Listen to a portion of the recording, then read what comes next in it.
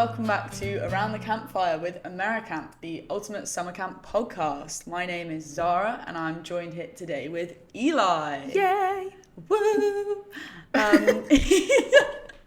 This is the first time that you've been on the podcast. Yeah. For sure. Mm-hmm. First time. Do you want to introduce yourself, kind of what your role is here at AmeriCamp, and talk about where you went to camp? Yeah, so my name's Eli. I am a sales associate here at AmeriCamp, and I've spent 2 summers as a film specialist at a beautiful Jewish camp in the Wisconsin Dells called JCC Camp Shy. So yeah, you were a film specialist the last 2 summers, both of them, yeah? Love that. So yeah, obviously you've been the last 2 summers over there with AmeriCamp.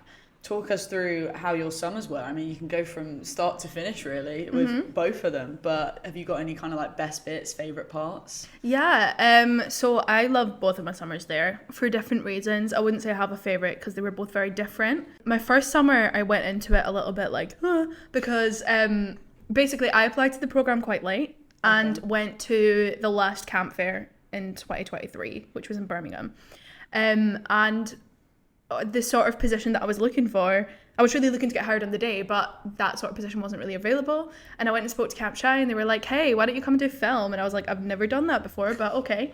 And they were like, great. So yeah, I didn't have any experience in what I was going to be teaching. I think a lot of camps as well, like when they do film, it'll be like going around and filming things around camp. At my camp, it's a little bit different. So it is kind of like drama with cameras. So like the kids come to us and come to me in groups, and then we'll like write a script, we'll come up with an idea for a film, we'll film it, direct, edit, all that fun stuff. Yeah, that sounds, I feel like, yeah, as you said, whenever I've kind of thought of a media or like a film role at camp, basically just based on my own experiences of camp, but it always has been, yeah, you like go and capture stuff like of the kids doing things, you never like teach it. So that's really fun that you got kind of that role. And interesting as well that it was like a new thing for you, and that you like hadn't done that before, because I think it's kind of maybe a common misconception that you have to like have so much experience in something to do it before, rather than just you can just have an interest and then kind of camp will like teach you that, I guess. Was that kind of how it like worked with you? Did they just sort of say like, we'll teach you the ropes when you get here sort of situation? So I had a background in like drama, which is obviously a big part of it, and like kind of script writing and things. It was more like I'd never used like a video camera, I'd never really edited anything before, and I was going to have to teach the kids to do that.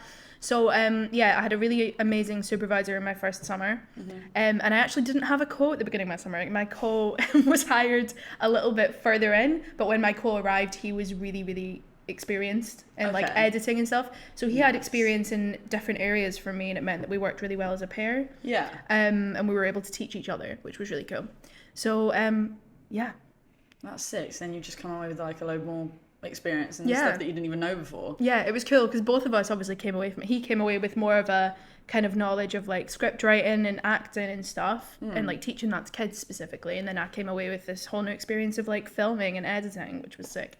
See, camp, it's not just cultural experience, you can get skills as well. You heard it here first. So, and then with that, obviously as well, you were a specialist, but what like kind of age groups were you working with in the summer as well? So my first year, so my camp has 2 different sessions that are like 4 weeks long. So in my first year, I was with Habo for first session, which is like 13-year-old girls, like 8th grade. I think they're 13. I don't know. And then the second session I was with Sophie, which are a little bit younger, which I loved. And then my second summer, I was really lucky. I ended up getting placed with the SITs, so the staff in training. So they're kind of 16. It's their last year as campers, and they're going to be staff next year, which is really exciting. And they're there for the whole summer. They're the only age group that stay for the whole 8 weeks, which was amazing. So like, obviously we got really close to them. They're a little bit older, and they're all so mature because they've grown up at camp and they're really independent. So yeah, loved that. It's so nice as well having those older kids, because obviously you'll have gone into it with a year of experience, so you kind of know how things work, but like they have so much knowledge and so many experiences to just like tell you about. It's so fun to learn about camp, I feel like, through the eyes of an older camper, because it just gives you that like deeper kind of meaning towards things and like traditions and stuff like that, and the stories that they'll tell you, which is so nice. So definitely they knew more about camp than I did, like by a long shot, which was really cool. Sometimes it's hard with that as well though. Like I've been with like the older kids like every year that I've gone, and I've like sometimes had to sort of walk the line of like, yes, you may think you know what's going on because you've been here for far more years than I have, but I'm the adult. Yeah. Gets a bit stressful at times for sure. Yeah. So obviously you kind of signed up a little bit late, and you kind of spoke through about how you went to that fair, and you were just like looking to get hired, and you just took that role. Did you kind of have any expectations around that time of like what camp was going to be like and sort of how you thought it might work, and were they kind of met in a sense, or was it completely different to what you thought it could be like? Yeah, I would say it was similar and different. I've seen like Parent Trap and like Camp Rock Classics. and everything. So like I had this image of like the cabins and like outdoors and stuff, and there is an element of it that is like that. But it was also different in the sense, obviously, because I was teaching film. A lot of that was indoors, and like it was in the kind of media and arts centre. So we have a lot of technology, and we have aircon, and we have sofas, and a lot of people who work in other areas of camp are quite jealous of us for that. So it was different in that sense that I had a really almost half and half balance of like the outdoorsy like cabins, woods, like all that sort of thing, and then like the indoors and like the technology and stuff. So yeah, similar but different. I love that. That's like, yeah. So obviously some people think that it's camp is just you're outside for the whole summer. So you had that nice, as you say, balance in the half and half situation of like you weren't completely in like a tent in a like forest or something, you know? Yeah. That's cool. And then with that sort of how you spoke about how you went to the hiring fair as well, how did you kind of find that? Because I think some applicants sometimes are a bit worried by the camp fairs. I know I went to one when I was getting hired back in 2022. I didn't actually get hired there. And it was like the most stressful experience at the time, but like it was really helpful then I felt like for further interviews. How did you kind of feel that all went on the day, and what's your experience of it? Well, again, it was something I didn't really have much time to like overthink it, because I kind of applied, paid my fees, did the first bits, and then was like, oh, there's a camp fair. I just so happened to be with my other job in the Birmingham area when the Birmingham camp fair was coming up. So I was like, sick, I'll go along to that. Yeah, so I actually didn't really do any research into the camps that were going to be there. I went into it quite blind, and I would recommend obviously doing a little bit of research, but I do think it is good in the sense like to go in with an open mind. I spoke to loads of camps, almost every single camp that was there. There were quite a few of them that didn't have positions left that I was interested in, which was fine, but we still had lovely chats. I ended up walking away with offers from 3 camps and like a potential we'll get back to you from another one, which was really cool. But yeah, I would say with the camp fairs as well, it's amazing because like when I went to speak to Camp Shy, it's not a position I ever thought that I'd end up doing at camp when I first applied, and from speaking to them in person and just like gauging like the vibes like face to face rather than like over a video call, I just had like a gut feeling. I was like, no, this is like the right one for me. And I do think that is something that you get from the camp fairs that you maybe is a little bit more difficult to get that kind of feeling when you're doing it all online. So yeah, definitely recommend going. I feel like as well, obviously when you're walking around at the camp fairs, you can kind of like, whether you realise or not, you're sort of like comparing when you're talking to one camp. If you've already spoken to someone, you're comparing those experiences, and then if you come away and you know that you gelled better with that like first camp, you're like, okay, maybe no, that was the one. Whereas obviously if you're interviewing online, you're like going to interview with one camp, and then you kind of have to decide like, oh, do I want to accept that offer or not? And you might not know sort of what's out there, but you don't want to pass up the opportunity. I will say as well, something else that was really nice was that like the camps that I spoke to that did offer me a position, they were like, go away, think about it, talk to other camps, you can come back to us. Even if you don't make a decision today, you don't have to, you can send us an email. There's no like rush where you need to be like accept it on the spot. Like you do have time to go away and think about it, which I did. I went outside, I called my mom, and I was like, right, I'm really torn. There were 2 of them in particular I was really torn between, and I'm so glad that I went with the one that I did. But yeah, so it's nice in that sense as well. You've got like, you know what I mean, they're there because they want to hire people, and they want to talk to you. I think people definitely think that it's like a high pressure situation because they're there right in front of you, and it's like realistically you're walking into a room, like we've got our camp fair coming up next month, like literally in under a month now. There's like 20 camps. If you're walking into a room, you've never done anything like this before, and there's 20 sets of people wanting to talk to you, that can be quite overwhelming. But yeah, as you said, like the camp's going to be like, you know, they want you to make the right decision, so they're going to be like, chill, think about it. It's a lot less pressure, I feel like, than going through like the online portal and things like that. So no, that's nice that you had that option as well to kind of decide where you fancied going. It really sounds like you made the right decision for sure. I did. 100% wouldn't change it. Yeah. Ever. Back onto more like camp stuff then, I guess. I know you said that you were with the older campers and they kind of have all of this like knowledge of camp and things like that. Did you have any like traditions more so with those? I know I've been like with older campers and we've had very like secret traditions. I'm sure that you might have had the same thing. It's all very secretive. Like the SITs, it's like one of the the most commonly heard phrases around camp to like the younger campers is everyone will be like, oh, you'll find out set summer. You'll find out set summer. It's like all of the traditions that they do, you don't find out about unless you're a part of it, and you just can't talk about it. Like it's deep at my camp. Yeah. So it was really cool because the SIT staff, like their counsellors, are all Americans who have been SITs before. Okay. And obviously as a specialist getting placed with them, there aren't many of us, and like not a lot of internationals get to experience that and learn like all the secrets and stuff, so that was really cool. There was one in particular that was like the biggest tradition of the summer for the SITs that I can't talk about, but it does, like if I think about it too long, like I've got goosebumps right now. I literally get goosebumps and I'll cry if I think about it for too long. Like it's incredible. A little bit culty, but what's camp in the best way of, like cultiness? Yeah. But yeah, some of the traditions are just so special, and like to be a part of that is just like amazing. Yeah, it gives you like so much more of like an appreciation for it all as well when you get to like do that with them.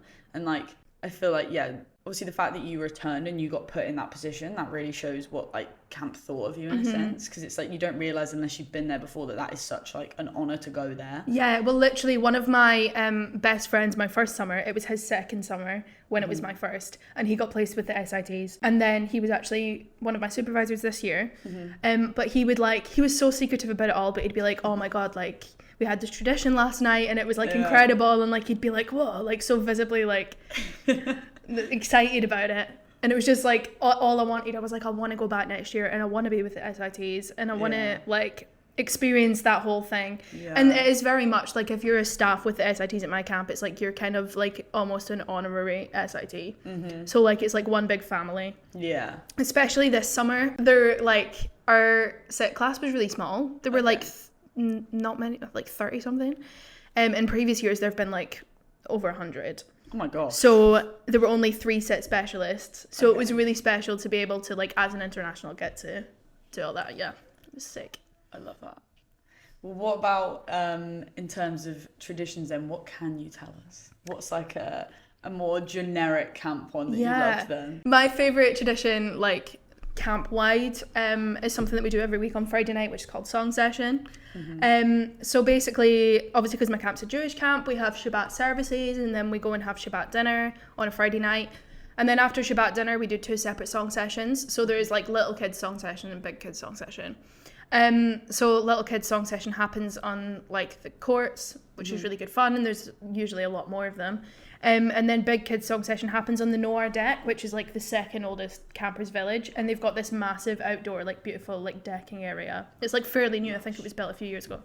And basically our amazing song leaders come along. They're like mic'd up. They've got their guitars, and it starts off. They'll sing like these kind of upbeat songs that are just like camp songs that we all have like little dances to, and like conga lines, and like they're just they mean so much to the campers as well, because they've grown up doing them every Friday. And then we move on to the kind of slower songs, and everyone like sits and gets into like a cuddle puddle and just cries on each other and sings along, and it's like amazing. Like it's so good. And the last one of the summer is like, oh, dagger in the heart. Just no one's not crying. Like it's a lot, but it is like, it's really special, and those songs are like, through those campers now, because they're so special to them, are now really special to me. So yeah, that's definitely my favourite. That's sweet. It sounds like a very like bringing the camp together, like a moment of reflection.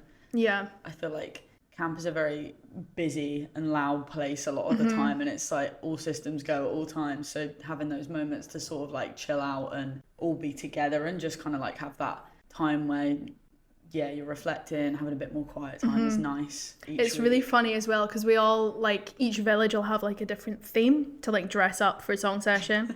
So like and I can't remember what the theme was, but we did one during staff week. They always do staff week song session, and it's really special, especially for like the new staff, because they haven't experienced it before and they get to like learn all the dances and stuff that we do before the kids get there. But all the SIT staff, I can't remember what the theme was, but I remember I dressed up as Patrick from SpongeBob, and one of the other staff was like Eric Cartman, and like we all like were doing like all these dances, because obviously we'd all been at camp before. Yeah. Apart from actually one of them, one of my friends was new and she was a sit specialist, so she was like, "What is this?" But like she got really into it. But at the end, we're all sitting there dressed as like Patrick and Eric Cartman and like just crying, and it's just like the most ridiculous thing. But all the new counsellors sat there thinking, what's going on? I remember when I first went, like the first time I went to like the staff song session, staff week, I was like, this is crazy. But like I just got really into it. Like at the beginning you walk along, you're like, whoa. But then by the end of it, I'm like, yeah. Because the thing is as well, like you just have to, when you're at camp, you have to let go and just get involved in things, because like you need to make yourself look stupid, because everyone looks stupid. So actually, if you're not going for it, you look sillier than the people that are, because everyone is just like going for it. For sure. Yeah, if everybody's like up moving around and you're sat there thinking this is embarrassing, and it's like, well, you're the one that looks embarrassing now because you're not getting involved in it. No, that's defo. I feel like that's a good one to have like in orientation as well before the kids get there, to show that like you will get more out of this if you get involved. Yeah, definitely. Which is kind of just like a motto of camp, I feel like. Especially for the kids, like I think, I mean, particularly for the younger kids, because some of the younger kids might not have been to camp before and like all this, and this is their first time experiencing it too.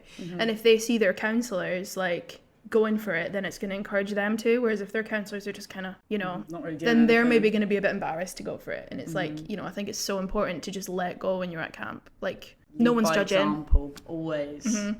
Obviously, you mentioned there, like, the last bit of camp, getting all emotional. I feel like everyone that's been to camp before will completely appreciate the last couple of days are heartbreaking, to say the least.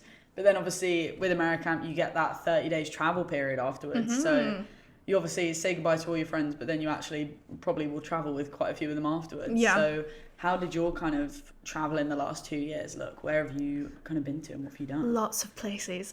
So my first year, I planned it really poorly. So I did like the full 30 days my first year. Oh, wow. So camp drop us back in Chicago at the end every year.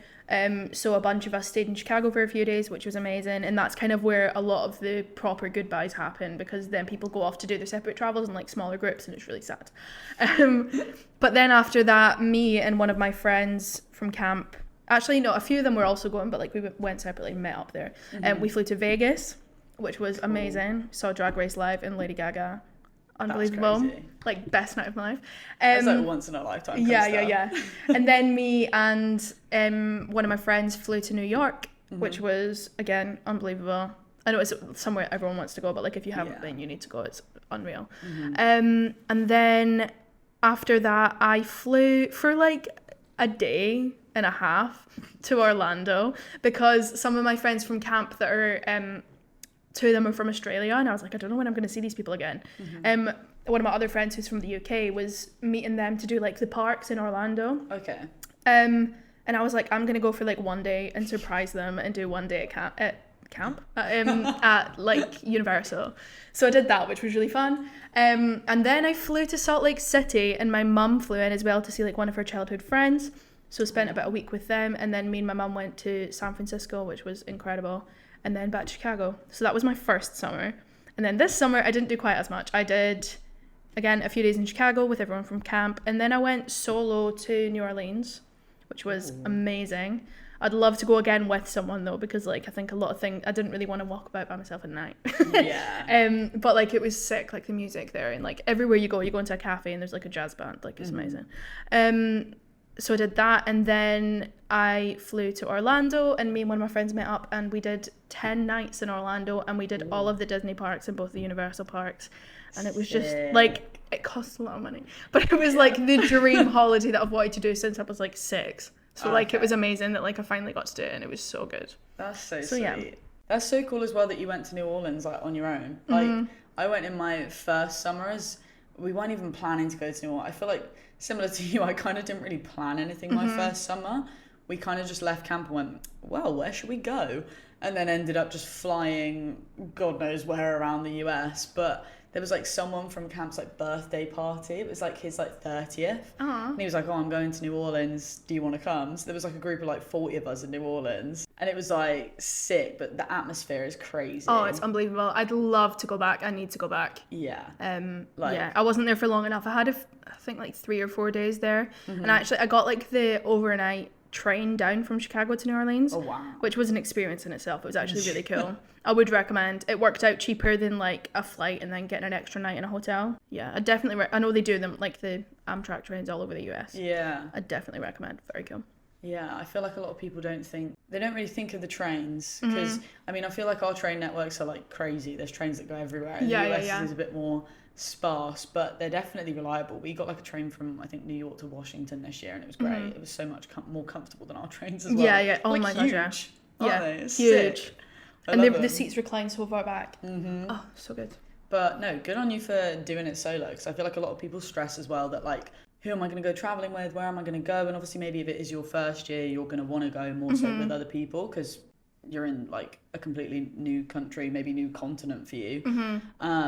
So like you'll definitely find your people to do that with, but there is also the option if you want to go somewhere on your own, go for it. Like why not? Yeah, for Take yourself sure. on a little I holiday. think the thing was like a lot of the people from camp this year, they were doing different things and I was desperate to go to New Orleans. I've always wanted to go. And I was like, do you know what? I've got this little gap in between Chicago and Orlando. So I was like, I'm just going to do it. It was like kind of sort of en route-ish. Like it made sense.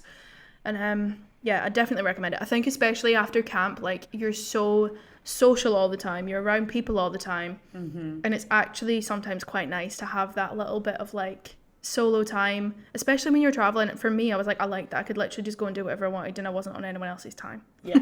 I was like, if I want to go to the World War II Museum and spend the full day there and just take my time, I can do that. Yeah. So yeah, it was sick. You don't have to talk to anyone either. Like, Yeah, I it's know, nice. like every time I've travelled, I've been like, there's always been one day at some point in the travel period that I've just turned around to everyone and gone like, can you just not speak to me today? Yeah. Because I just like, I've not had a day on my own since like the start of June. It's like the end of August and I'm like, I just need to not speak to anyone right now. Yeah. And so no, that's, yeah, definitely a good idea, I feel like. But yeah, obviously we've spoken quite a fair bit about everything that you've kind of done. I'm sure that you will be on the podcast again to I could talk about for even days more. about camp. That sounds like a threat. But of course, you will definitely be back on the podcast chatting all about it all over again, I'm sure. But for now, is there anything that you would kind of say to people that were potentially looking at doing AmeriCamp for the first time, or if, like yourself, they've been to camp before and they were sort of on the fence about going back? What would you kind of say to those people? I think it's really like cliche and everyone says it, but like just do it. What I would say to first timers as well is that I know that it's quite like, it can seem quite intimidating and quite scary to be like, I'm gonna fly solo to this new place and do this job with people that I don't know and like be like in a different part of the world. But I think if there's even a small part of you that is like curious, I would say just give it a go. Worst that happens is that it's maybe not quite for you, but you're going to have some amazing stories to tell and some amazing memories.